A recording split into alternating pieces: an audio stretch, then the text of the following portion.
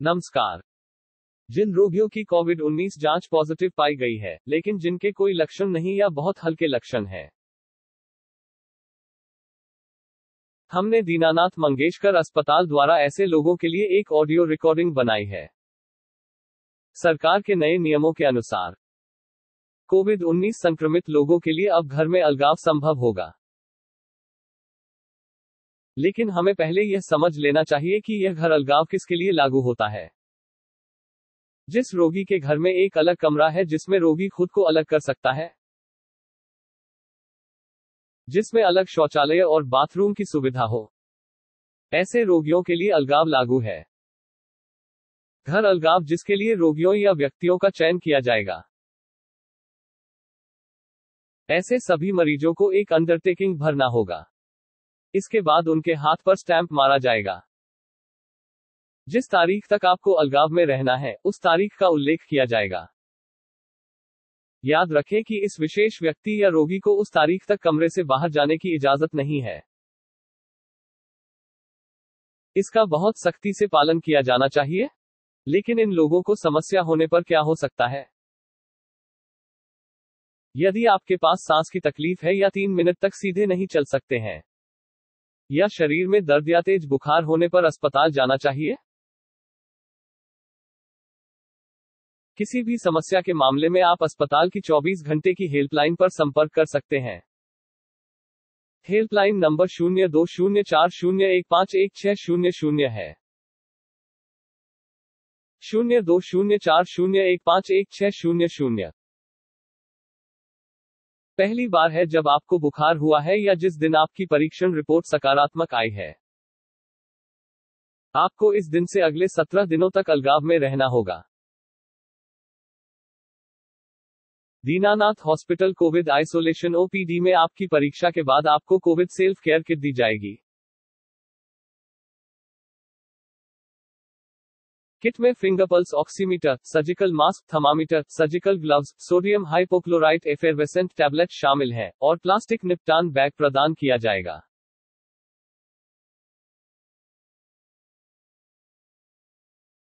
इस मरीज के घर में 24 घंटे किसी अप्रभावित केयरटेकर को रहने की जरूरत है।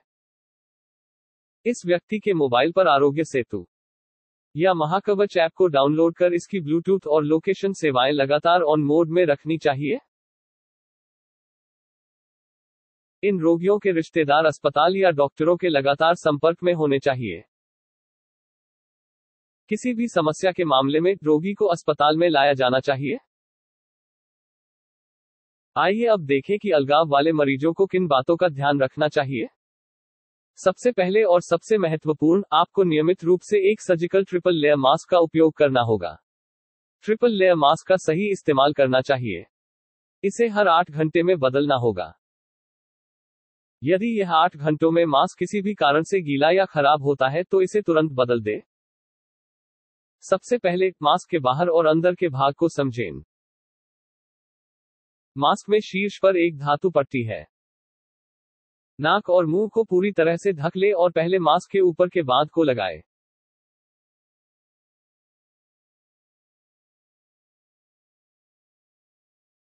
फिर निचले बांध को जोड़े ताकि चेहरे और मास्क के बीच कोई गैप न रहे। फिर अपनी उंगली से धातु की पट्टी को दबाकर पकड़ को कस ले। एक बार सर्जिकल मास्क का उपयोग करने के बाद आपको कम से कम 45 मिनट्स के लिए 1% सोडियम हाइपोक्लोराइट घोल में भिगोना होगा और फिर इसे ठीक से निपटाना होगा। 1 लीटर पानी को एक साफ बर्तन में डालें। 3 सोडियम हाइपोक्लोराइट की गोलियां उसमें डालकर घर पर 1% सॉल्यूशन तैयार करें। मास्क हटाते समय पहले निचले बांध को हटाएं और फिर ऊपर के बांध को छोड़ें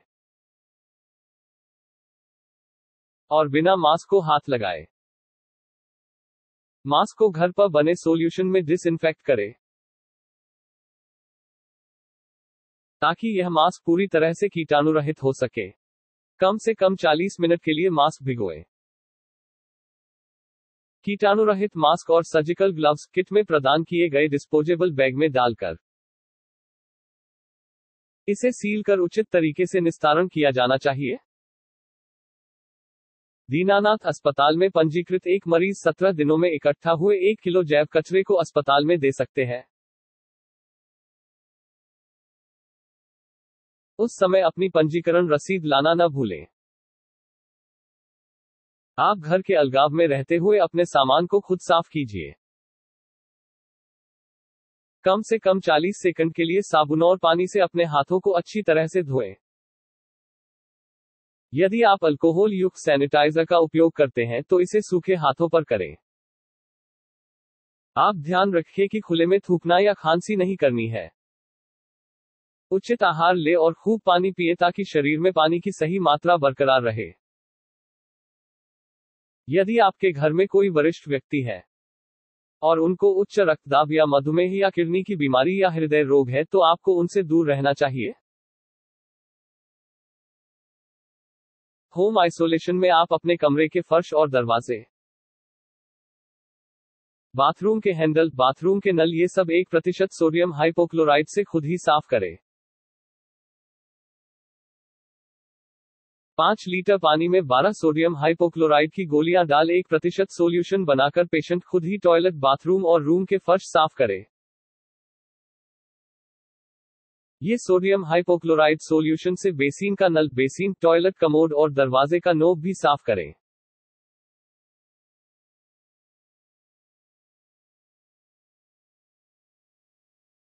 रोगी के अपने कपड़ों को कम से कम 45 मिनट तक साबुन के पानी में भिगोएं।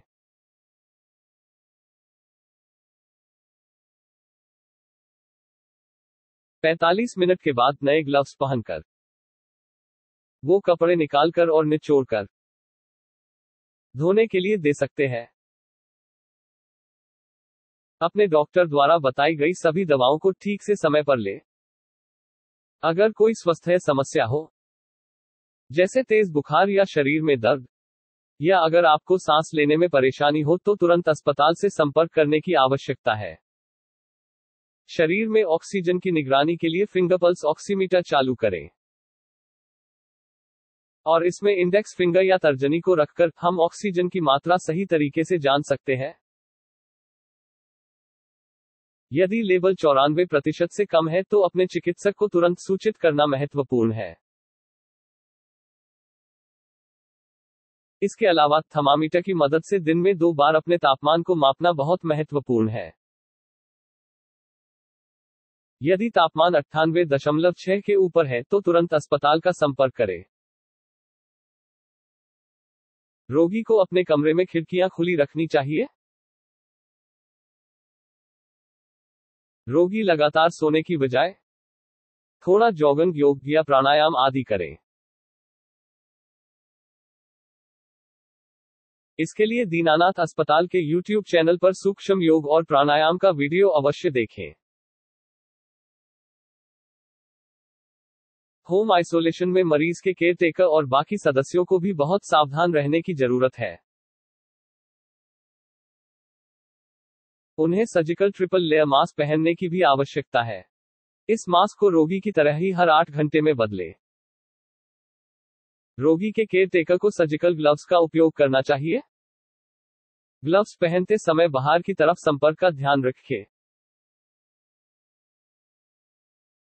काम के बाद बाहर की ओर बिना छुए ग्लव्स निकालें।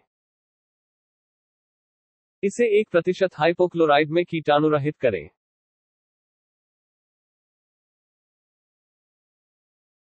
केयरटेकर को रोगी होम आइसोलेशन में सही उपचार प्राप्त करता है या नहीं यह देखने की आवश्यकता है।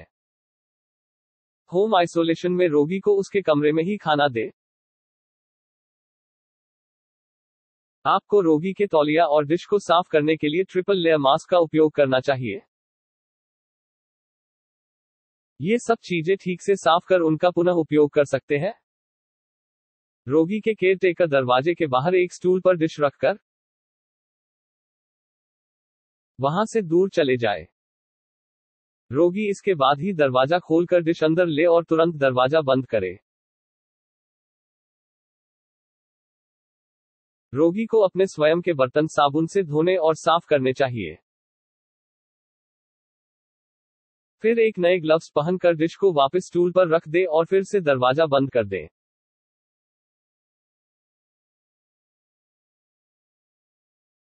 केयरटेकर नए ग्लव्स पहनकर इन्हें वापस ले सकते हैं।